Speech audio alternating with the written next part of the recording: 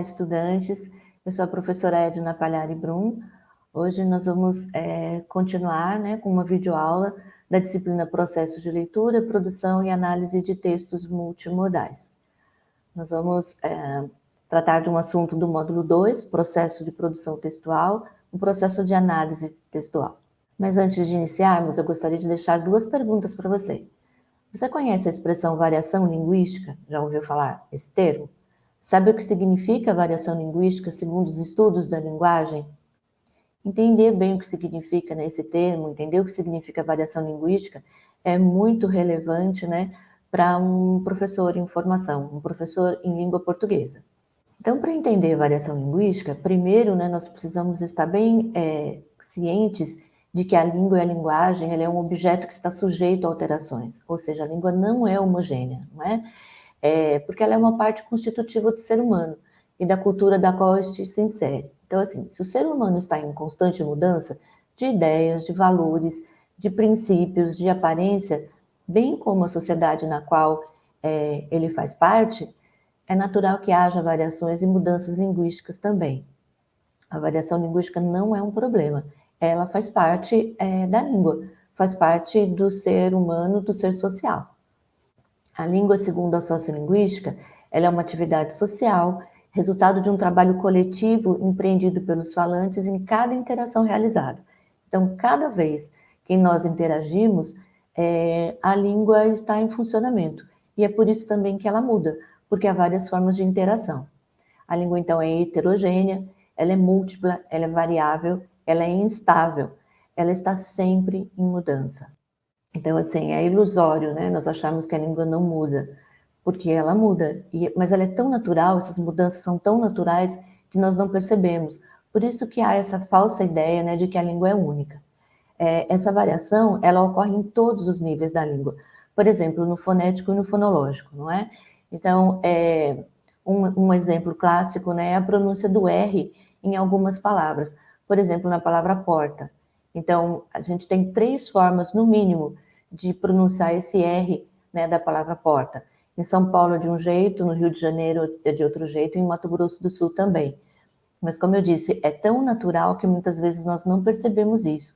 Em São Paulo, a pronúncia é porta, com esse R vibrante. No Rio de Janeiro é porta, O R, ele vem aqui embaixo, retroflexo, que nós chamamos. E em Mato Grosso do Sul é porta. Então, nós temos porta, porta e porta. Não é? 3 formas diferentes de pronunciar uma mesma palavra, um mesmo som. Isso é normal, na variação linguística, principalmente no português do Brasil, como eu acabei de demonstrar para vocês. Essa mudança também pode ser morfológica, na forma das palavras. Por exemplo, pegajoso e peguento. É a mesma coisa, é alguma coisa que é grudenta. Nós podemos dizer, tal coisa é pegajosa, não quero pôr a mão aí.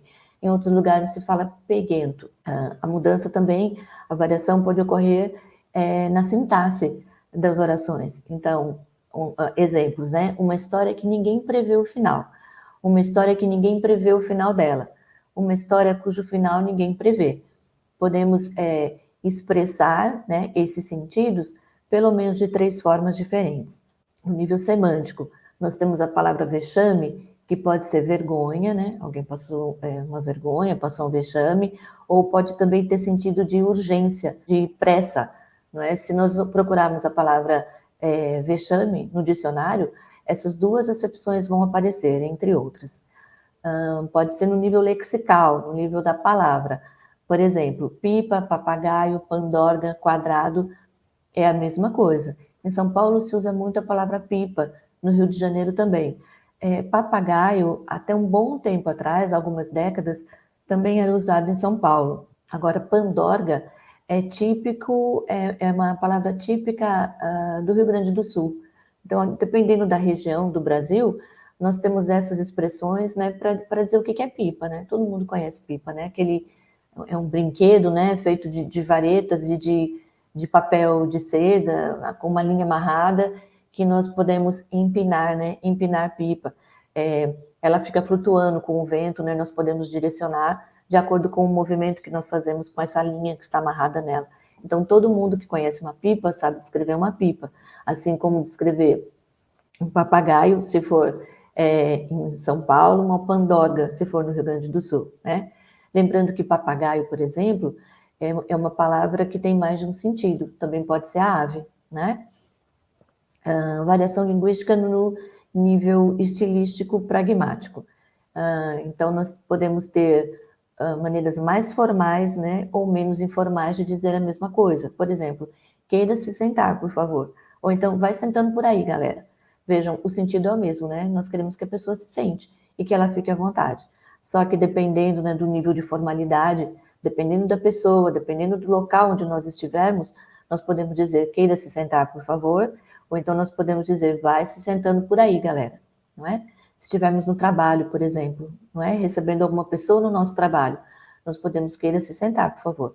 Se nós estivermos na nossa casa, recebendo os nossos amigos, nós podemos dizer vai se sentando por aí, galera, não é? E todos, né, estarão confortáveis. Os fatores de mudança na língua, né? Nós temos fatores que são internos à língua e fatores que são externos. Então, por exemplo, fatores linguísticos são mudanças decorrentes da própria natureza linguística. Um exemplo é o apagamento dos ditongos na palavra, vamos achar uma palavra, ouro. Então, eu posso dizer assim, Maria foi ao shopping e comprou um anel de ouro, não é? Eu não disse de ouro, eu disse de ouro. Ela também comprou 2 sapatos de couro, né? Eu não disse sapato de couro, eu disse sapato de couro. E isso é muito comum em todos os falares. Também é comum, por exemplo, a queda do R final do infinitivo dos verbos. Então, Maria foi ao shopping comprar um anel de ouro. Eu não disse Maria foi ao shopping comprar um anel de ouro. É muito comum nós ouvimos essa expressão como comprar, cantar, buscar, né? No lugar de cantar, buscar, olhar. Os infinitivos dos verbos normalmente, né? É uma tendência da língua que tem esse apagamento do R final. Isso é uma mudança decorrente de fator linguístico, né? Interno à língua. Mas também nós temos fatores que são extralinguísticos, né? Fora da língua. São decorrentes, né, de motivos externos a ela. Por exemplo, e aí nós temos as variações linguísticas, né, de vários tipos. Variação histórica, variação geográfica, variação social, variação estilística. Lembrando que uma variação pode ocorrer devido a mais fatores, e não somente, né, por causa de um deles. Vamos ver alguns exemplos aqui de cada um. Então, a variação histórica, ela é também chamada de diacrônica, quer dizer, ao longo do tempo. Então, são mudanças consequentes, né, da evolução temporal. É uma relação já intrínseca, né, entre língua e sociedade. A sociedade muda, a língua muda. E muitas vezes as mudanças na língua é por fator histórico. Então, aí nós temos surgimentos de neologismos, né, que estão em contraposição a arcaísmos, por exemplo. Hoje nós temos vários neologismos, né, em língua portuguesa, decorrentes de estrangeirismos, por exemplo. A tecnologia, principalmente a tecnologia digital, acarretou o surgimento, né, de muitas palavras que estão sendo usadas de forma corrente, né, em língua portuguesa, mas que elas vêm de outras línguas. Por exemplo, vou fazer download de um arquivo, né? Todos entendemos que está sendo baixado, né, um arquivo para o seu computador, mas é frequente, é comum usarmos a palavra fazer download, né, de um arquivo. E outras já estão no arcaísmo, como, por exemplo, voz-mercê. Ninguém fala voz-mercê para se dirigir a uma pessoa, né? Hoje nós falamos você. Nós vemos essa expressão voz-mercê, às vezes, quando passa na televisão aquelas novelas de época, ou filme de época. Não é por que é de época, né? Porque é de uma outra época diferente da época que vivemos agora, né? Bem anterior. Então, para marcar, né, que é uma novela de época ou que é um filme de época, a linguagem também muda, né? É feita toda uma pesquisa, né, na linguagem naquele momento da nossa história e como é que as pessoas falavam determinadas palavras. Isso é uma característica de filmes e novelas de época. Então, por exemplo, a palavra você, há algumas décadas ou séculos até, ela era vossa mercê, né? Era um pronome de tratamento, vossa mercê, bastante formal. Depois, ela foi sofrendo modificações e se transformou em vós-mercê. Passou por outras também a vós-mercê, né? Vós-mercê, então, já é uma variante de vós-mercê. até que ela chegou em você. E atualmente, né, nós temos mais duas variantes concorrendo com você. Por exemplo, o C e C. Lembrando que VC, vocês já devem ter escrito, né, a forma VC inúmeras vezes, não é? Principalmente quando nós estamos no grupo do WhatsApp, por exemplo, ou enviando mensagens do WhatsApp, né? O VC é muito comum, não é? Mas é uma abreviação de você. Ninguém fala VC. Eu vi você no shopping ontem. Ninguém vai falar, eu vi VC no shopping ontem. Mas a gente pode dizer, eu vi você no shopping ontem, ou eu te vi no shopping ontem, por exemplo. O T, né, ou tu, também é um concorrente de você. Então, VC não é mudança linguística, mas o C e C são mudanças, né, da palavra você. Talvez daqui a algumas décadas, a palavra você também não seja mais utilizada e no seu lugar nós utilizemos o C, por exemplo. E C, e nós não vamos achar nada disso errado, porque é uma mudança, ela fez parte da língua. As pessoas que estiverem usando, né, o C e C, no lugar de você, que pode não existir mais, né, daqui a algumas décadas, não vai achar que isso é errado.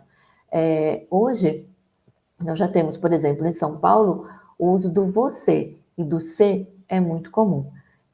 Você viu minha bolsa em algum lugar? Perdi minha chave. Você viu as minhas chaves em algum lugar? Você é muito comum em Minas Gerais. Você e C são muito comuns em São Paulo. Então, dependendo do lugar, né, nós teremos o uso mais corrente de um ou de outro. A variação geográfica. A variação geográfica, ela também é chamada de diatópica, né? Topos quer dizer lugar, por isso que é geográfica, né? É a forma linguística que é comum a uma região. Por exemplo, no português do Brasil, nós usamos determinadas formas e maneiras de falar que é bastante diferente do português de Portugal. Não só no léxico, por exemplo, trem, né, no Brasil é comboio em Portugal, não é? Não apenas no léxico, mas na própria pronúncia, né, das palavras. Nós sabemos, né, o nosso conhecimento de mundo já nos mostra, nos faz entender, né, que o português que se fala em Portugal é diferente do português que se fala no Brasil, embora, né, seja a mesma língua, né, só são variantes diferentes. Os falares das diferentes regiões geográficas no Brasil, né? Agora há pouco eu dei um exemplo para vocês da palavra porta, né? Porta, porta e porta. No Nordeste, por exemplo, se fala Recife. Onde você mora? Eu moro em Recife. Em São Paulo, nós diríamos Paulo mora em Recife. Nós não diríamos Paulo mora em Recife. Recife, né, é uma marca de um falar tipicamente nordestino. Recife, né, com o E fechado, é no Sudeste, é bastante presente no Sudeste. Então, nós temos falares diferentes de acordo com a região geográfica em que nós vivemos. A variação social ou diastrática, né? Diastrática vem da palavra extrato, extrato social. Então, são diferenças socioculturais da comunidade. Essas diferenças, elas são marcadas pela idade, por exemplo, né? São diferenças etárias. Os idosos falam diferente dos adolescentes, né? Os adolescentes, normalmente, eles estão marcando um espaço, né? Marcando uma forma diferente de viver e de agir, que é diferente dos idosos. Então, nós temos falares diferentes aí também. Diferenças de gênero, não é? Homens falam diferente de mulheres. Em alguns pontos, não são todas as palavras que são diferentes, mas é a forma, é o jeito de falar. Mulheres, por exemplo, né, de acordo com as pesquisas, usam o diminutivo com muito mais frequência do que os homens. De acordo com o nível de escolaridade, né? Níveis diferentes de letramento e de formação escolar e acadêmica também indicam diferenças nos falares. Então, as pessoas que convivem mais com a norma culta, por exemplo, elas falam de maneira diferente com as pessoas que convivem menos.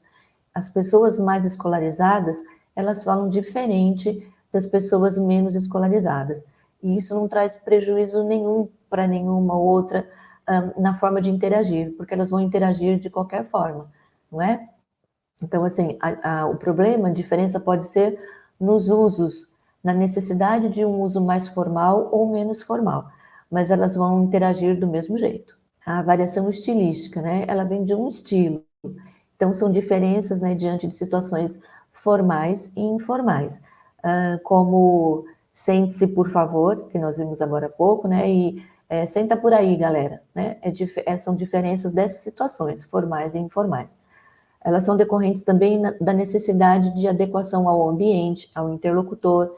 Então, por exemplo, não falamos com os nossos irmãos do mesmo jeito que nós falamos com o nosso chefe no trabalho, com os nossos professores, com o reitor. Então, são situações, né, que nós precisamos adequar a nossa fala, a nossa maneira de falar ao ambiente e ao interlocutor. Adequação ao gênero de textos. Há gêneros que são mais formais e há gêneros que são menos formais. A linguagem também vai se adequar a eles.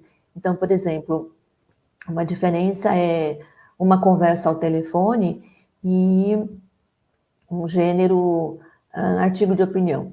O artigo de opinião, né, vai usar uma variante mais formal, enquanto uma conversa ao telefone, dependendo de com quem for, né, vai ser uma variante menos formal. Adequação à modalidade da língua, a oralidade e a escrita. Há diferenças.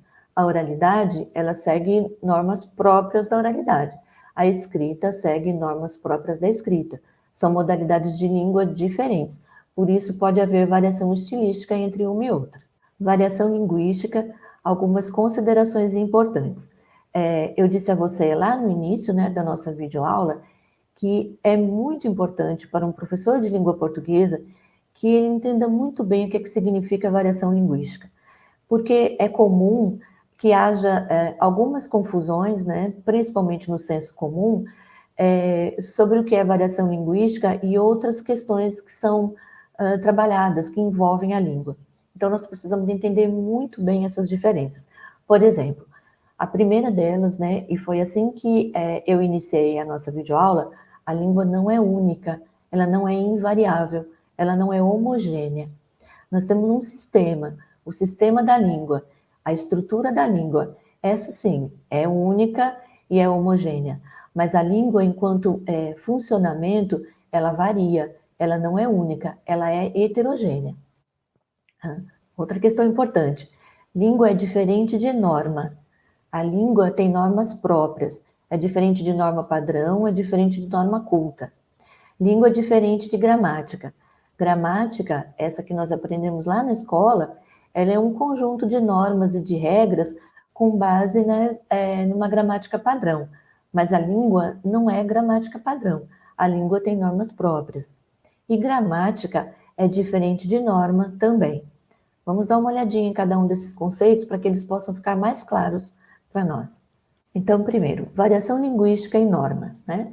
Na sociedade brasileira, podem ser identificadas variadas normas. Por exemplo, a norma de casa, uma forma que nós falamos na nossa casa, a norma do emprego, quer dizer, uma forma que nós falamos nos locais onde nós trabalhamos, uma norma dos amigos, uma forma de falar que temos com os nossos amigos, uma norma da comunidade, a comunidade que nós frequentamos. Então, são normas diferentes. Nós dominamos várias normas. Por exemplo, surfistas. Surfistas têm uma norma que funciona entre eles. Os skatistas têm outras. Os advogados têm uma norma própria. Os médicos, os professores, os próprios alunos. Então, são normas diferentes que nós dominamos dependendo dos lugares que nós frequentamos, os espaços sociais em que nós estamos. Então, assim, a sociedade brasileira tem várias normas e nós, assim, entendemos todas elas muito bem, porque são os lugares onde nós frequentamos. Cada norma constitui uma variedade linguística. Uma variedade linguística são formas diferentes de dizer a mesma coisa. Então, Recife, Recife, porta, porta, porta, né, os exemplos que eu citei anteriormente. Então, são formas diferentes de dizer a mesma coisa, são variedades linguísticas. As diversas normas, as diversas variedades linguísticas constituem a variação da língua. No caso, aqui nós estamos tratando da variação da língua portuguesa. Lembrando que essa variação ainda pode ser diferente em todas as comunidades lusófonas, ou seja, nas comunidades que falam língua portuguesa. E nós temos vários países aí, né, que falam língua portuguesa. Começar por Portugal, Brasil e vários países africanos. Isso vem decorrente da época da colonização. os países que foram colonizados por Portugal, naturalmente, né, ou por imposição, uma imposição histórica, os falantes falam língua portuguesa como sua primeira língua, como é o caso do Brasil, por exemplo. Variação linguística e norma ainda. Então, variável são regras que apresentam variação. Variante é cada uma das realizações possíveis de uma variável. Por exemplo, né, vamos pegar o verbo assistir. Assistir o filme ou assistir ao filme? Qual será que nós usamos mais? Existem essas duas possibilidades. Assistir o filme, ou seja, o verbo assistir passa a ser transitivo direto, ou assistir ao filme, o verbo assistir passa a ser transitivo indireto. Então, nós podemos completar, né, o verbo assistir com a preposição ao ou simplesmente com o artigo o. Qual dessas formas é a que existe? Qual dessas formas é a forma correta? Eu digo para você que não há uma forma correta. Eu digo para você que existem as duas formas.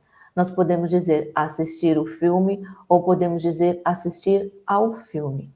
A variável referente à transitividade do verbo assistir apresenta duas variantes no português brasileiro.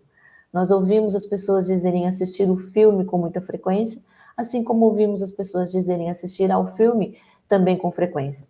Assistir ao filme está mais, aparece muito mais em textos escritos, não é? Mas em textos orais nós podemos ouvir as duas formas. Norma padrão. Nós vamos voltar a essa questão do verbo assistir, tá bom?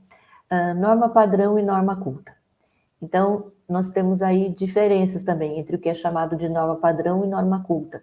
Muitas vezes, nós escutamos as duas sendo tomadas como sinônimos, mas não é. Norma padrão não corresponde ao uso real e efetivo da língua. Ela é um modelo ideal, ideologizado, com regras definidas, cristalizadas e imutáveis. É como se a língua não mudasse. Para a norma padrão, a língua é única, ela é homogênea, quando na verdade, né, no uso, nós sabemos que isso não acontece. Então, por exemplo, de acordo com a norma padrão, só existe uma transitividade para o verbo assistir. O verbo assistir é transitivo indireto. Então, de acordo com a norma padrão, nós só poderíamos dizer assistir ao filme e não assistir o filme. No entanto, nós sabemos que existem as duas formas. O que é norma culta, então, se ela é diferente de norma padrão? A norma culta é a norma linguística praticada em determinadas situações que envolvem um certo grau de formalidade. São grupos, né, sociais relacionados mais diretamente à cultura escrita. Então, a norma culta, ela é decorrente, né, de uma modalidade escrita. Isso não quer dizer, né, que ela não possa ser praticada na oralidade, pode e deve, porque há situações que exigem, né, que essa norma seja privilegiada. Então, a norma culta, ela também é a variedade privilegiada ou prestigiada socialmente. Nela aparecem usos que não estão previstos na norma padrão, mas que também caracterizam o português brasileiro e são aceitos pelos seus falantes, como, por exemplo, assistir o filme. Assistir o filme é um desvio de norma padrão. No entanto, não é um desvio da norma culta. É frequente nós ouvirmos assistir o filme por pessoas que são consideradas bastante cultas, mas já é uma variante que é aceita em norma culta. Variação linguística e gramática. Também são dois conceitos diferentes. Primeiro, a gente precisa entender o que é gramática. Nós estamos acostumados a entender gramática como aquele compêndio, aquele livro, sabe, de normas que normalmente nós aprendemos na escola, né? Mas gramática, de acordo com os estudos da linguagem, não é isso. É muito mais do que isso. Gramática, juntamente com o léxico, ela implica o funcionamento da língua. Então, nós temos o léxico, que é o conjunto de todas as palavras da língua, todas as palavras que já existiram e não existem mais, todas as palavras que existem hoje e que nós utilizamos, todas as palavras que ainda serão criadas, que ainda farão parte da nossa língua. Então, o léxico é o conjunto de todas as palavras da língua portuguesa, por exemplo, e de cada uma das outras línguas existentes no mundo. A gramática é o funcionamento da língua, é como é que nós organizamos essas palavras para que a língua funcione, para que nós possamos interagir. Então, de acordo com os estudos linguísticos, gramática significa entender, né, ou é a forma como nós organizamos o léxico e a forma como nós colocamos, né, essas estruturas em uso. Então, assim, todo falante de uma língua, ele domina perfeitamente o léxico e a gramática da sua língua. Porque se não fosse assim, ele não ia conseguir interagir, ele não ia conseguir falar. E nós começamos a falar desde muito pequenos, não é? Nós não conseguimos nem nos lembrar quando é que nós começamos a falar. De tão cedo, de tão precoce que isso acontece. Então, até uma criança que começa a falar, ela domina o léxico e a gramática da sua língua. É claro que isso porque ela tem uma gramática internalizada, ela está aprendendo com os usos dos adultos. É claro que tanto esse léxico quanto essa gramática, ela vai se desenvolvendo à medida que a criança cresce, à medida que nós crescemos. Mas nós dominamos, né, esse léxico e essa gramática desde muito cedo. Nós só vamos aprimorando o léxico e a gramática, né, à medida que nós vamos crescendo, à medida que nós vamos nos desenvolvendo. Então, assim, precisa ficar muito claro que os falantes de uma língua materna, né, a sua primeira língua, eles não cometem erros gramaticais. Erro gramatical não existe, na verdade. Não é? Por quê? Porque a gramática tem a ver com o funcionamento da língua, e todos nós sabemos como a língua funciona. O que nós costumamos chamar de erro é outra coisa. Já vamos falar um pouquinho sobre isso. Então, as normas de funcionamento de uma língua não têm ligação direta com norma padrão, com norma culta ou com as regras da gramática normativa. Simplesmente, né, a língua funciona de acordo com as normas dela mesma. Então, a língua, ela tem regras próprias. Por exemplo, uma regra da língua: o artigo sempre vem antes do substantivo. Então, nós dizemos assim: o menino caiu da escada. O artigo, menino, substantivo. Nós não dizemos menino o caiu da escada. Isso é agramatical. Porque isso é um erro de gramática, dizer menino o caiu da escada. Né? Porque nós estamos falando que gramática é o funcionamento da língua. Em língua portuguesa, o artigo não vem depois do substantivo, vem sempre antes. O menino, a escada, o carro, a boneca, é sempre dessa forma que funciona. Então, essa é uma regra própria da língua portuguesa, no caso. Em língua portuguesa, nós sabemos também que o adjetivo pode ser colocado antes do substantivo ou depois. Porém, isso pode gerar modificação de sentido. Por exemplo, homem pobre e pobre homem. Sabemos que são, embora o adjetivo tenha sido deslocado, né, de antes para depois do substantivo, pobre homem, homem pobre, nós sabemos que isso é possível, porém, no caso deste adjetivo, no caso de pobre, isso vai implicar em mudança de sentido. Essa é uma regra da língua portuguesa. Há outras línguas que normalmente o adjetivo vem sempre antes, o inglês, por exemplo. Não é? Então, é uma norma, é uma regra própria da língua. Essas regras nós seguimos desde que aprendemos a falar, porque nós estamos tendo contato, né, com pessoas que já falam a língua há mais tempo que nós. Então, é uma gramática internalizada que vai nos dizer que devemos falar o menino e não menino o. A variação linguística, ela segue as regras da língua. Então, por exemplo, nós podemos ouvir os meninos foi ao cinema, mas nós não vamos ouvir o meninos foi ao cinema. Por quê? Porque o plural das palavras em língua portuguesa, ele é redundante. Então, quando eu digo assim, os meninos foram ao cinema, eu tenho 3 marcações de plural, no artigo, os, no substantivo, meninos, e no verbo, foram. Os meninos foram ao cinema. Mas basta eu dizer ou ouvir, os meninos foi ao cinema, nós já sabemos que é mais de um menino que foi ao cinema. Nós podemos marcar só o primeiro elemento, o artigo, que já dá para saber que é mais de um. Os meninos foi ao cinema. É a mesma coisa de nós ouvirmos, os meninos foram ao cinema. De qualquer forma, foi mais de um menino que foi ao cinema, certo? Mas nós não vamos ouvir o meninos, Por quê? Porque essa não é uma regra da língua. A regra da língua é que basta pluralizar o primeiro elemento e nós já saberemos que estamos tratando do plural. Então, uma coisa é dizer os meninos, plural, outra coisa é dizer o meninos. O meninos é um erro gramatical, mas os meninos não é, porque faz parte da regra da língua. A heterogeneidade ou a mudança é ordenada, ela não ocorre por acaso, então, ela é determinada por fatores, por contextos específicos.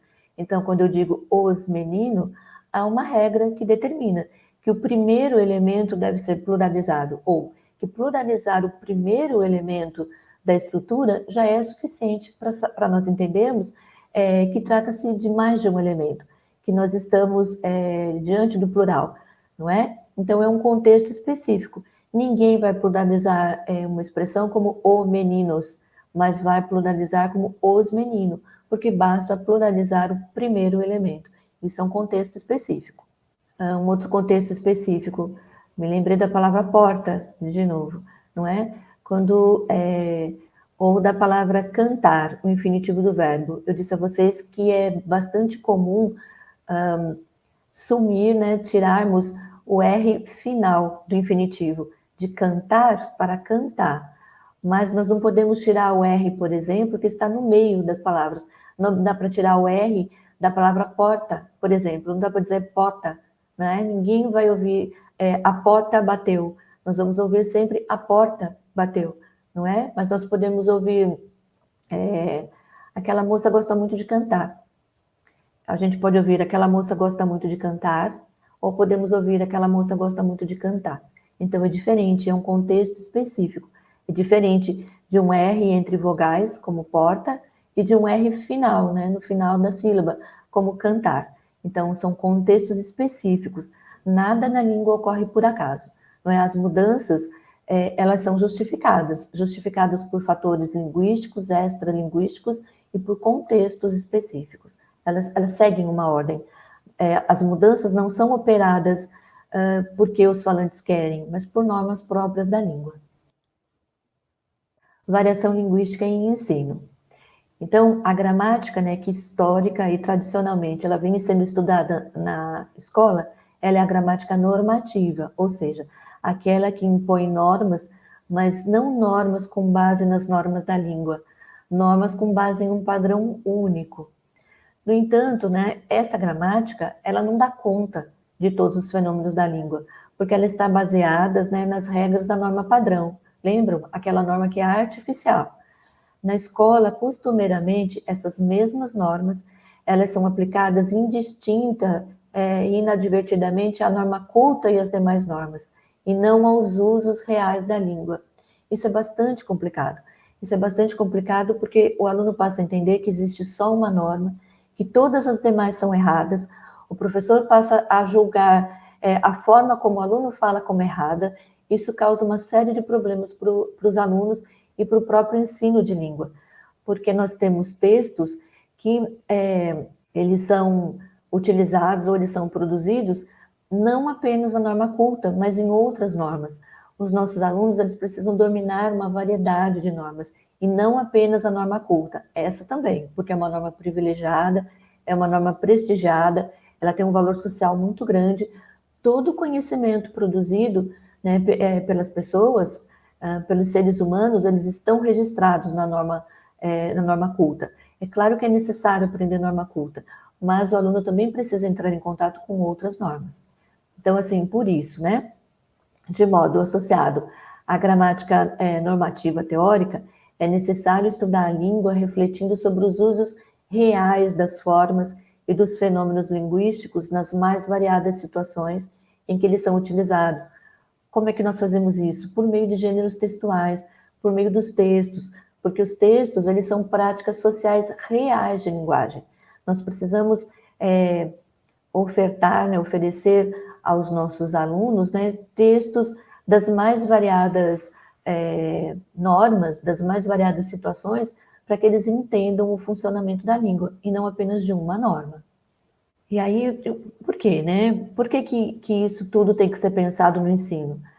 Porque também precisa ficar muito claro que nós não vamos à escola para aprender língua portuguesa. Como assim? não é? Como assim? Se nós temos uma disciplina que se chama língua portuguesa, se essa disciplina tem uma carga horária maior do que as demais disciplinas, no ensino fundamental, por exemplo, atualmente, nós temos 4 aulas de língua portuguesa por semana. Há disciplinas que nós temos 1 hora somente, não é? Então, assim, por que uma carga horária tão alta, né, por uma disciplina que se chama língua portuguesa, se nós não vamos à escola para aprender língua portuguesa? Por que nós não vamos à escola, né, para aprender língua portuguesa? Porque nós já a conhecemos. Há pouco, nós falávamos aqui que nós aprendemos língua portuguesa desde sempre, desde quando nascemos, desde quando começamos a falar. Então, nós já sabemos muito bem a língua portuguesa. Quando nós vamos para a escola, sei lá, na idade entre 5 anos, vamos dizer, por aí, se não antes, nós já sabemos língua portuguesa, nós já interagimos por meio dela. Então, assim, nós não precisamos aprender língua portuguesa. Então, por que tem, né, língua portuguesa na escola? Porque a escola deve criar meios favoráveis para o desenvolvimento da competência linguística dos falantes. Quando nós vamos para a escola, nós dominamos uma forma de falar, é a forma da nossa família. Então, assim, isso varia bastante de família para família, porque a sociedade varia bastante, não é? Então, nós temos uma norma que é a norma da nossa casa.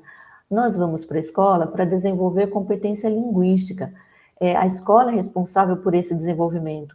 A escola é responsável por criar meios favoráveis para que nós desenvolvamos outras normas, inclusive a norma culta. Então, isso implica saber, né, usar a língua adequadamente nas mais diversas situações sociais, nas formais, nas mais informais, que exijam ou não a norma culta. Por isso que a escola precisa ensinar aos seus alunos ou colocar os seus alunos em contato com várias normas e não apenas com a norma culta. A norma culta será mais uma delas. No estudo da língua, então, falar em erro é um equívoco. Lembram que há pouco eu disse que os falantes de uma língua não cometem erros de gramática, não cometem erros gramaticais? É disso que eu estou falando.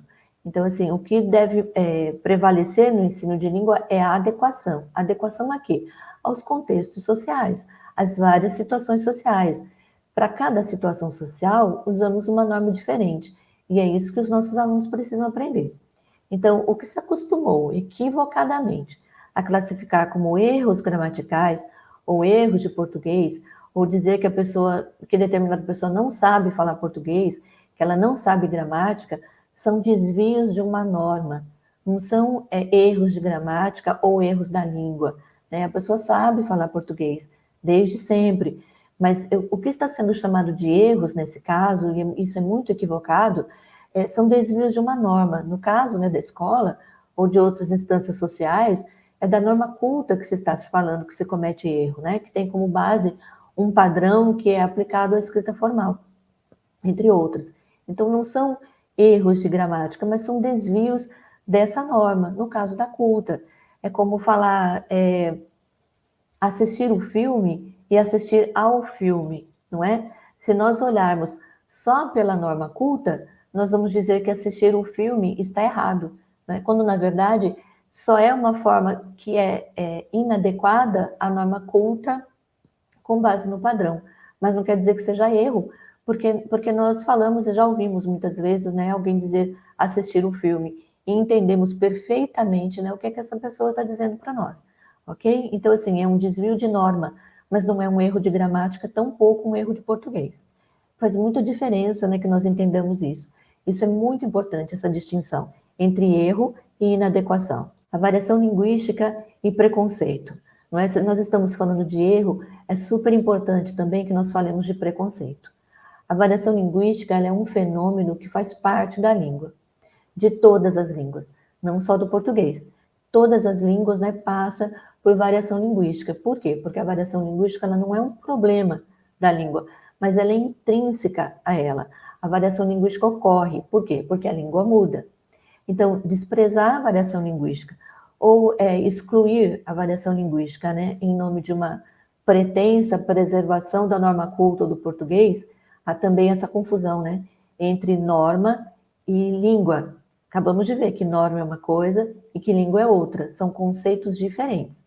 Então, excluir a variação linguística, né, em nome de uma pretensa preservação da norma culta do português é um equívoco enorme. A variação linguística sempre vai ocorrer. E não é porque existe variação linguística que uma língua vai ser, coloquem aspas aí, deteriorada. Isso não existe. Não é, a variação linguística faz parte da língua. A língua portuguesa nunca vai deixar de existir por causa de uma variação linguística. Porque alguém diz assistir um filme e não diz assistir ao filme. Porque faz parte. Essas duas formas de dizer, né, que você vai ao cinema para assistir um filme ou que você vai assistir um filme na sua televisão, ela existe, não é? Faz parte da língua, tanto assistir o filme como assistir ao filme. O que pode ocorrer é que assistir o filme não está de acordo com uma norma, que é a norma culta, mas não é por isso que ela está errada, ela só está inadequada, mas ela pode ser usada em qualquer outro momento. Então, desprezar a variação linguística, mais uma vez, é um equívoco enorme, porque ela existe. Esse equívoco, entre outras consequências, pode prejudicar a produção de sentidos pelo interlocutor, e mais grave ainda, pode gerar preconceito linguístico. Não é? Então, assim, por que, né, que pode prejudicar a produção de sentidos pelo interlocutor? O interlocutor, ele é submetido, como eu disse a vocês, a vários textos, de várias formas, em vários suportes, em vários gêneros textuais. O nosso aluno, ele precisa compreender o maior número de gêneros possível, ele precisa compreender o maior número de variação linguística possível, ou de formas de variação possível. Se a escola deixa de apresentar textos mais informais ou que apresentem variação linguística, nós estamos, enquanto professores, tirando alguns direitos dos nossos alunos. O direito dele conhecer formas diferentes de usar a língua. E isso, quando ele se deparar depois com um texto em uma variação linguística diferente da norma culta, por exemplo, ele pode ter dificuldade para produzir sentidos. Então, além de nós estarmos prejudicando, né, essa produção de sentidos, pode acontecer uma coisa mais grave ainda, que é gerar preconceito linguístico. Você já ouviu falar de preconceito linguístico? Conhece esse termo? O que será que é preconceito linguístico, né? Então, preconceito linguístico consiste numa discriminação sem fundamento contra variedades linguísticas. Esse preconceito também é um preconceito social e ele tem como alvo pessoas que falam de forma diferente devido a algum motivo histórico, geográfico ou social. Você já viu ou ouviu pessoas, por exemplo, que são oriundas do Nordeste, que elas sejam, que as pessoas, algumas pessoas, por exemplo, fiquem gozando da cara dela, sabe? Tirando sarro dela, porque ela fala de uma forma diferente, ou tentando corrigi-la, por exemplo, assim, não é Recife, é Recife, não é porta, é porta, não é? Isso é uma forma um tanto indelicada ou agressiva de tratar a variação linguística praticada pelo outro. Isso pode chegar a tal ponto que gere preconceito linguístico, preconceito social. Essas pessoas podem ser excluídas pura e simplesmente pela maneira diferente com que elas falam em uma sociedade ou em uma comunidade que não é a dela, a qual ela não pertence. É como se uma pessoa do Nordeste fosse para São Paulo, e isso, assim, nós já tivemos, a história nos mostra, né, que nós tivemos um índice enorme, né, de migração nordestina para São Paulo, ou seja, os nordestinos saem do seu lugar, saem da sua comunidade e vão para outra, e lá eles são hostilizados pela forma diferente de falar daquela comunidade. Então, os nordestinos falam diferentes de paulistas, por exemplo. Os paulistas falam diferentes dos gaúchos, por exemplo. E aí pode acontecer preconceito linguístico se eles forem hostilizados, simplesmente pela forma diferente com que eles falam. Então, o preconceito linguístico, como qualquer outro tipo de preconceito, ele pode gerar exclusão, bullying, sofrimento. Pense em uma criança, em um aluno nordestino, em uma escola paulistana, e todas as outras crianças hostilizando esse aluno nordestino por causa do jeito diferente dele falar, fazendo com que ele se sinta uma pessoa inferior simplesmente porque ele fala diferente. Isso gera exclusão, ele vai se tornar uma criança retraída ele não vai falar durante a aula, ele não vai se manifestar quando a professora fizer a pergunta. Por quê? Porque ele está sofrendo bullying, porque ele simplesmente está sofrendo. Bullying é comportamento cruel e intrínseco nas relações interpessoais, em que os mais fortes convertem os mais frágeis em objetos de diversão e de prazer por meio de brincadeiras, coloque essas brincadeiras entre aspas, né, porque elas não são brincadeiras, brincadeiras que disfarçam o propósito de maltratar e de intimidar. Então, bullying é muito grave, né? Ele também é resultado de preconceito. É também função da escola combater preconceitos. No caso do preconceito linguístico, ela deve ser a primeira a empreender ações concretas entre os estudantes para combater esse preconceito. Ou seja, isso é muito responsabilidade, né, do professor de língua portuguesa. Faz parte do trabalho dele esclarecer todas essas questões sobre variação linguística, sobre preconceito linguístico, para que nenhum aluno passe por isso. Se a unidade de ensino do professor é o texto, e se o gênero textual constitui um instrumento de interação e de trabalho por meio da linguagem, ou seja, o gênero textual e o texto é a unidade de ensino que o professor deve tomar para ensinar a língua portuguesa, né, para os seus alunos. Então, é por meio, né, dos textos que a escola deve agir nesse combate. O maior número de textos, quanto maior número de textos de N variações linguísticas forem ofertados, né, para os nossos alunos, eles vão entender o que é variação linguística, eles vão entender que é simplesmente uma maneira diferente de falar a mesma coisa e vão deixar de hostilizar, não é, as outras variações linguísticas. Eles vão entender que variação linguística faz parte da língua, ok? Então, a nossa videoaula termina por aqui. Essas foram as referências, né, para tratar desse assunto com você. Então, há várias sobre variação linguística na escola, nada na língua por acaso, preconceito linguístico, fenômeno bullying, linguística da norma culta brasileira, o português da gente. Várias dessas obras, elas estão disponíveis nas bibliotecas da UFMS, tanto na biblioteca física quanto na biblioteca virtual. Algumas delas nós utilizaremos, né, na nossa disciplina de processos de leitura, produção e análise linguística de textos multimodais. Obrigada, até a próxima.